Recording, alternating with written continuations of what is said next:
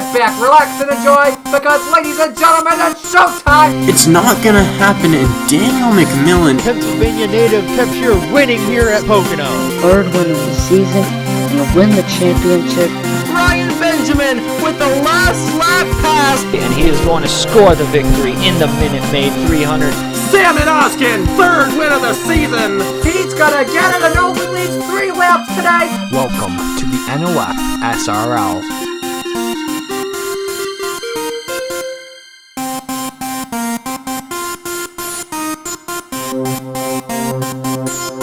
Hello everybody, this is Napa Fan here, and this is race number 22 in season number 5 of the NOFSRL Turkey Hill Series. We are here at the Boston International Speedway for the KSIT 250, 46 laps of action around this fictional 1.09 mile racetrack in Cambridge, Massachusetts. And finally, we've been trying this for a while. I'm joined alongside Trey Bartow once again. Great to have you back, man. And the last time the Chick-fil-A Cup Series was here, which they're going to be coming back tomorrow. I'm sure you're excited about that. But the last time the Chick-fil-A Cup Series was here back in 2016 in Season 5, you went to Victory Lane. All 4 of these guys, some of them have seen it, some of them have not. You've won here before. What are your tips to these guys to go to Victory Lane here at the Boston International Speedway? Well, you know, like you said, last time I was here, I was able to bring my number 4 to Victory Lane. The easiest tips to go around this track and do your best to get that victory is once you're out front, do whatever you can to stay out front. You know, as long as you're out front, the only person you got to worry about is the one behind you. It's definitely going to be interesting to see how this race plays out. It's going to play out, I think, very similarly to what we're going to see tomorrow morning. Or should I say tomorrow at noon for the New Balance 400 in the Chick-fil-A Cup Series. But passing here isn't super frequent. It's not impossible. It's just takes a little while for these guys to get a run and get that pass to be made. So it's going to be interesting to see how many lead changes we end up here in this race. Of course, there will be a set of pit stops in this one as well, and you can never count out possible yellows to come out here either. It's not very common for these guys to crash here, but it can happen. You never know what to expect here when you come to Boston. It has been a while since we've run a race here on Napa Fan. Last time was 2018 and Season 4 of the Turkey Hill Series. So this Turkey Hill Series has not taken a break from this racetrack before. But they're back here along with the Chick-fil-A Cup Series this time here in 2020. Here are the point standings coming into this, the 22nd race of the season. Josh King is still the points leader, and I believe that King has held the points lead since the last time Bartow was in the booth, which is something else because that was all the way back in April. 539 points towards the championship for him. Carter Friesen starts in the 5th position, and the last time we were here, I mentioned that Season 4 race, he went to Victory Lane here at the Boston International Speedway. Zachary DeLello, 23 points behind. Our last winner, Trey Smith, who won at Armory Digital last week, is 25 points behind. And Parker Smith, one of the other many Smiths in the field, 46 points behind coming into today's race here, the KSIT 250 from Boston. On the pole position, it is the number 28 machine, driven by Clark McKee, winner of the Homestead Miami Speedway earlier this year. Alongside him, it's Zach Rogers, the number 93 machine.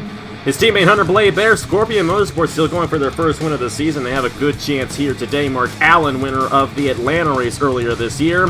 Carter Friesen's done a great job in the point standings, 3-time winner this season alongside Noah Clifton. Bobo Jones to the inside of Alex Bonks-Norton and Owen Miles looking for his 3rd win of the season alongside Edwin Mendez. Strong field here today. Trey, who do you think is going to go to Victory Lane in the KSIT 250? I'm going to say it's going to be the 900 Blade. I think he's going to get their team the first victory this season because I just feel like they're going to be able to do it.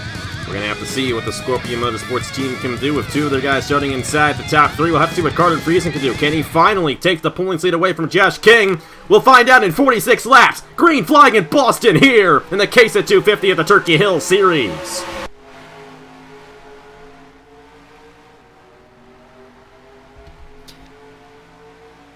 Clark McKee got a very good jump there on the restart, but as you can already see, Hunter Blade is right behind him. Got himself clear the 93 there on the bottom line. He's just gonna stay behind the 28 to see if he can get that run to possibly make the pass for the lead here very early.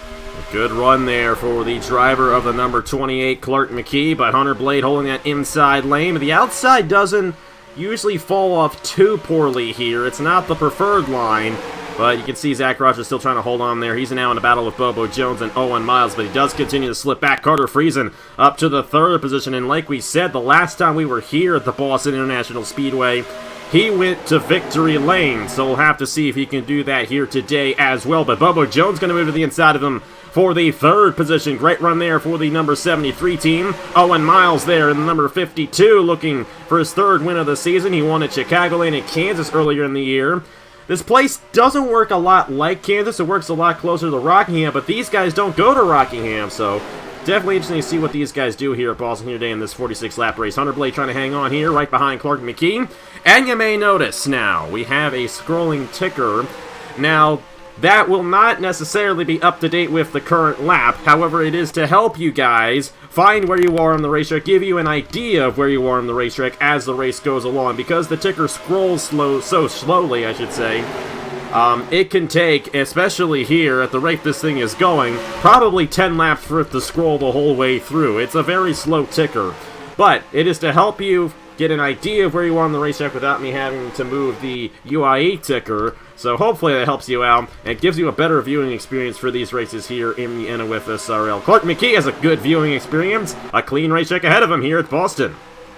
Yeah, you are right there. But Hunter Blade is not letting McKee get away very far. Neither is the 73 there of Bobo Jones. He isn't letting these first 2 get away very far either. They're both 2nd and 3rd players are just kind of hiding back. Even the 52 there looks like he's going to try to peek below the 73 as the guys behind him are 2 and some spots even 3 wide there. It's definitely a wild racetrack here, and you gotta find your momentum, and if you don't find it, it's difficult to get around here. You mentioned Owen Miles there, the 52. He's been moving up fairly well in this one, all the way up to the 3rd position. But Carter Friesen kind of having the opposite effect right now. We've yet to mention Josh King in this race. He did not have a good starting position, and he has fallen back quite a bit currently in the, if I can see here, 31st position. Now, he started deep in the field for a lot of these races so far this season, but he's been able to rebound as the race has gone along. But this is a tough place to work your way from the back to the front, just because of how long it takes to make a pass here. So we'll have to see how that affects the points. But I will say, the way they are currently running right now, even with Carter Friesen falling back in the 23, Josh King would not be the points leader. It would be Carter Friesen heading into Pikes Peak next weekend as the new points leader. Owen Miles is slicing through this field here. Try to get to the inside of Hunter Blade. Could not get the run to the inside of him. Clark McKee continues to lead here. Lap number 9 of 46 here at the Boston International Speedway. Yeah, definitely there. Owen Miles' cars looks like he's just on rails right now. Is he able to get that run off the corners there? So he's actually going to try to peek below the 9 here. Is he actually is going to go below the 9 here? Hunter Blade here. Let's see if he's going to be able to get beside him, but he looks like he almost backed out there as the 9 goes really high up there in the corner. See what the 52 can do here coming off. He just folds right back behind the 9. It's difficult to get a run to the inside, especially as the tires start to wear out here. Already a lap 11 of 56, or should I say 46. It's a short race here at Boston, and not only that, we're already nearly a quarter of the way through it. But keep in mind, there will be a set of pit stops in this race. Owen Miles way up the race arc off of turn 4. Here comes Dale Salzman, number 12. Now, Salzman is a guy who has seen this racetrack before.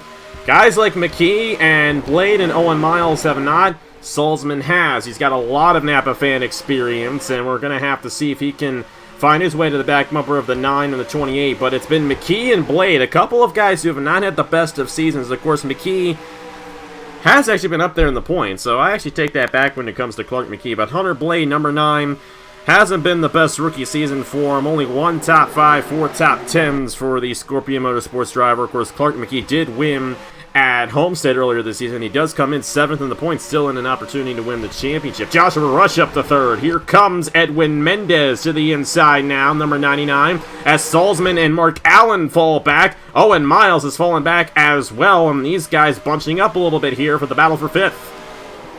Yeah, it definitely looks like at the beginning of this race here, the top line is not the most preferred line at the moment. That is, looks like you definitely want to be on the bottom. That's where you can seem to make most of your moves at. But, you know, like as you said, we do expect pit stops here at some point during this race. So your tires and, might fall off, and that might change the way you race this racetrack. Here comes Joshua Rush to the inside for 2nd. Nanico Racing looking to go 1-2 on the racetrack right now. Not only that, Joshua Rush might have a run to the inside of his teammate for the race lead. And Edwin Mendez coming on strong here late in the going of this green flag run. Nick Smith is up here. And then number 10, Jacob Hammond, another one of these guys who's up there in the points, 6th in points coming into this one, around 53 behind. I don't actually have that one up at the moment, can't quite tell, but still, number 47, Jacob Hammond, at one point was tied with his teammate Josh King for the points lead, but since then has fallen back behind a little bit. These guys are right on each other now. Look at this long single file line, bumper to bumper. Friesen continues to fall back in the 23. That's going to hurt him in the points. Here comes Dylan Young. Zachary DeLello, another guy, 23 points behind Josh King in the championship. Let's see where King is at the moment. That number 41 machine has rebounded a little bit up to the 25th position. So the way they're currently running, DeLello would still be behind King in the points. But definitely, that number 80 machine of Zachary DeLello with a huge opportunity at gaining on Josh King heading in the Pikes Peak next weekend. But how about Clark McKee? He's led every lap so far, but will he get a challenge from his teammate Joshua Rush here for the race lead? Yeah, it definitely looks like Joshua Rush here is not really that impatient to try to go past his teammate, but he's definitely not letting his teammate get too far away either. He's just right there. Sorry to interrupt you right there, but I think he's got it to the inside. I just know the way this racetrack works, and so should you. You won here before. There goes Rush to the inside of McKee. McKee way up in turn 2, and a new race leader. It took 19 laps to get our first lead change, but Joshua Rush to the point here in the case at 250 at Boston.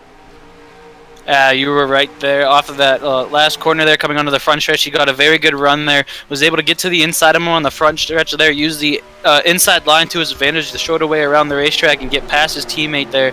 Now we're going to have to see if he's going to be able to pull away a little bit here, or if, second place and third place and everyone else behind him is not going to let him get too far ahead and just keep him within just about striking distance. And number 73, Bobo Jones, he is up to now the 4th position. Nick Smith going to move to the inside of Hunter Blade. And don't look now, here comes Daniel Voiles.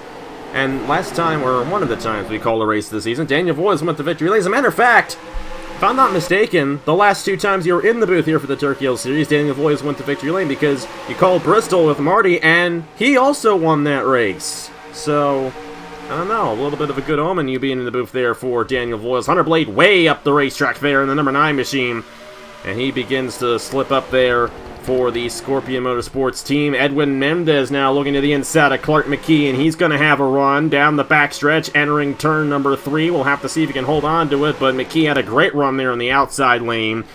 As Joshua Rush, number 98. We have not seen much of Joshua Rush this season. However, he's 13th in the points, still within striking range of this championship. A win here today would definitely give him a huge shot at possibly making him to the top 10 in points and having a shot at getting the Josh King in the championship. But either way, these guys all behind him.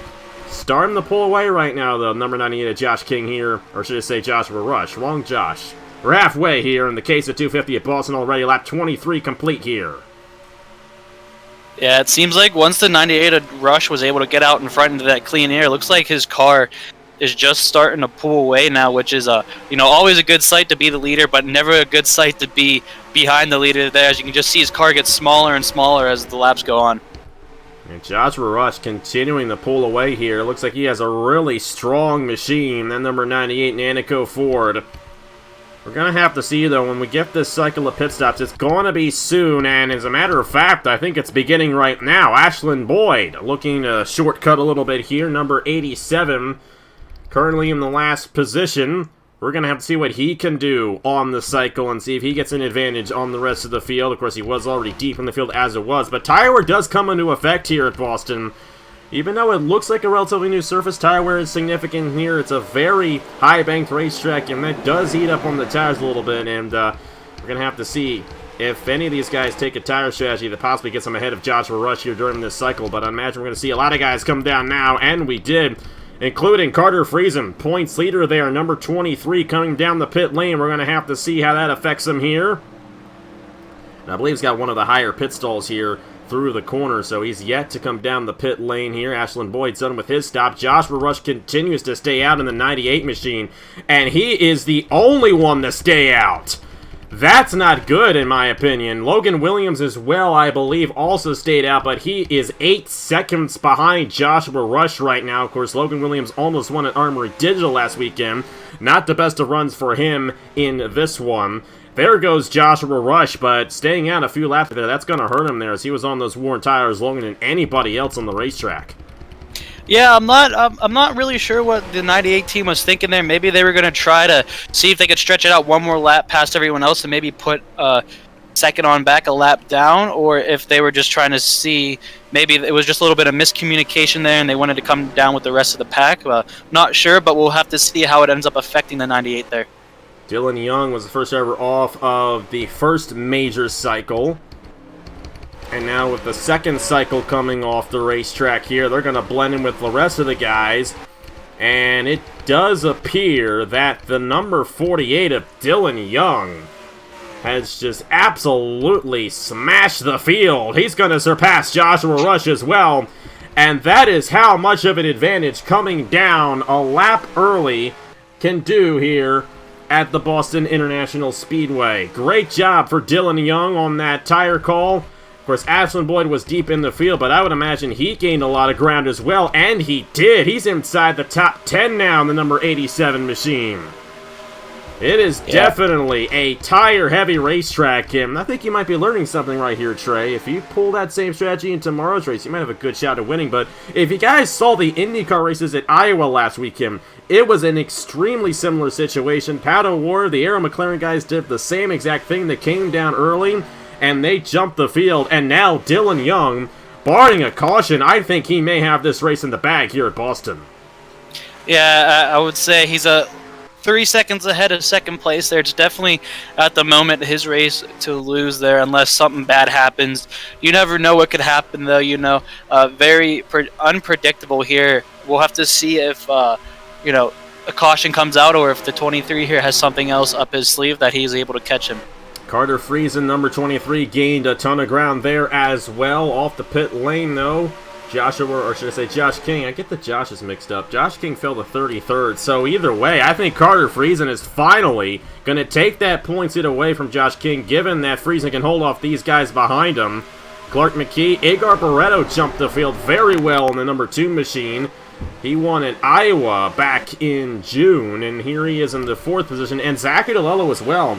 DeLello came in only 10 points behind Friesen, 23 behind Josh King, but if they finish the way they are currently running, I believe that it would be a 11-point lead for Carter Friesen ahead of Zach DeLello, and Josh King would fall to 3rd in the standings. Friesen is going to go way up the racetrack, and DeLello's going to surpass Friesen. And Mendez had an issue. Mendez almost got in the foils coming off the pit lane, and here he is. A lap down now on the number 99. Actually, 4 laps down. Not entirely sure what happened to him there. And he is going to hold up these guys. Kashawn Richardson, Nick Smith, and Ashlyn Boyd. Very unique situation right there. Dylan Young continues to hold on to a near 3-second lead. These guys have closed in a little bit, but I do believe Dylan Young is playing it a little safe as well. 12 laps to go in the case at 250 at the Boston International Speedway for Dylan Young. Angel Racing in the number 48. Yeah, right there. Looked like the 2 of Barretto there was able to gain almost a full, almost 2 tenths there on the leader there. So the second place on back is definitely gaining ground on the 48 there, but I'm not sure if they're going to have enough time left as we just hit, I believe that is 9 laps to go. 11 laps 11 laps to go. 36 of 46 right now. Clark McKee, pole sitter, going to go back to 2nd. DeLello might have one of the fastest cars. Those guys closed in by quite a bit, though, that last time around. 0.3 of a second, and Agar Barretto got loose off of turn number 4 right there. Oh boy, we could have ourselves a race here. McKee closed another 0.3 of a second. Now Barretto back to the inside of DeLello. Dylan Young may have taken strategy. He may have taken only 2 tires, and these guys may have taken 4. That might have been why he got such an advantage. Not entirely sure if that's the case or not. Clark McKee, number 28. We'll have to see if it's under 2 seconds this time by. There's Dylan Young crossing line now. There's McKee, and 1.84, about another 0.3 of a second. We'll have to see if our pole sitter can close in before the race is over, or will Dylan Young be able to hold on and get his first win of the season?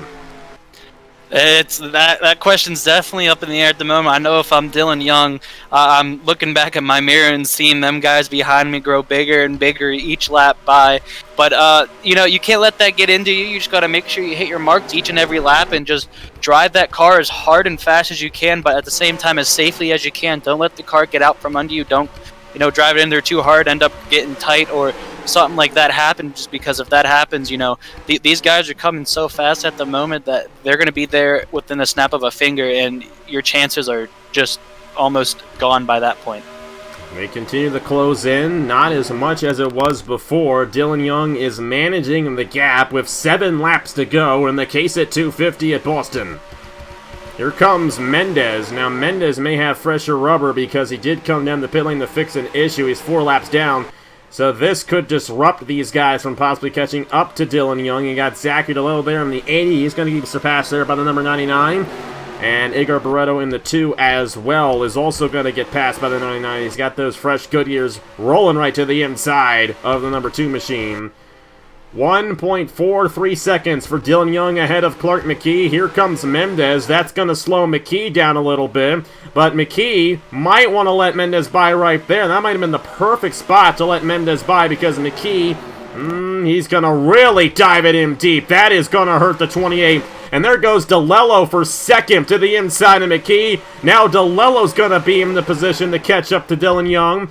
You got to think, too, Mendez is probably going to catch up to Dylan Young as well. That's going to slow down the 48. That could bring in DeLillo for this race win. 4 laps to go at Boston in the case at 250 for Dylan Young and Angel Olvera's team. Angel Racing looking for their first win of the year. If I'm not mistaken, it would be the second owner win for Angel Olvera. He did get a truck win last year with Sebastian Kukulon, but it'd be the first win in 2020 for Angel Racing if Dylan Young could pull it off here at Boston.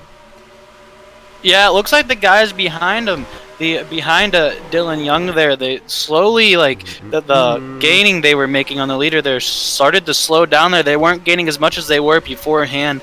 So maybe they might have used up their stuff trying to catch up to the leader as quickly as possible, which, if that is the case, then this is definitely the 48's time to go and take this victory. DeLillo is now in frame. Whereas Dylan Young got surpassed by Mendez there. It's less than a second between Dylan Young and Zachary DeLillo, but next time by it's the white flag here in the case at 250 at Boston.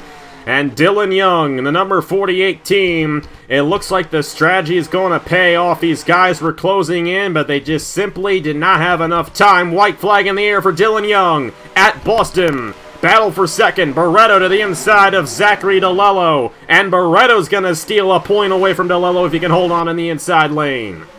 That's definitely what the 48 wants to see there is them two behind him going side by side, because that's going to allow him to grow his lead as he comes off the last turn here.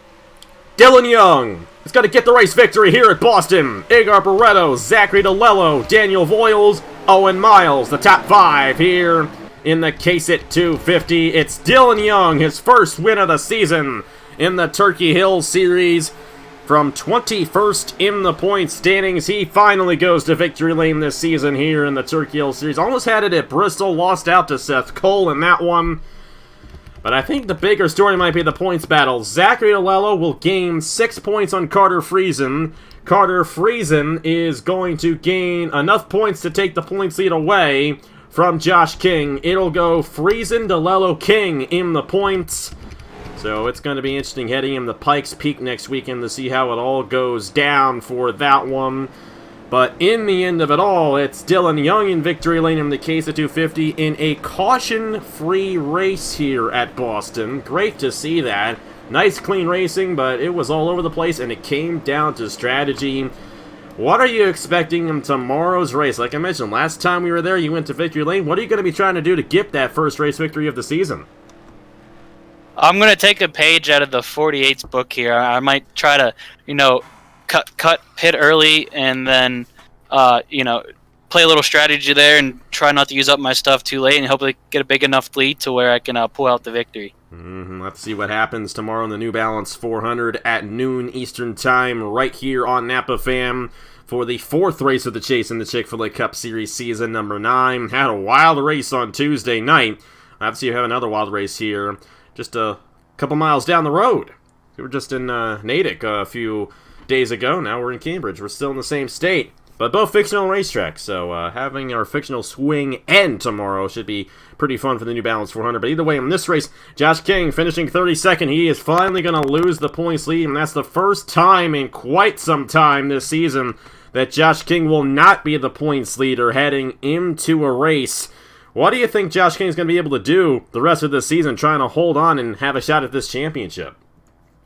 Well, the first thing he's got to do is, don't let this get to him too much. He's just got to focus on his race only, and has to do whatever he can to stay consistent. If he maybe stays consistent top 10s the rest of the way here, he'll easily get that championship.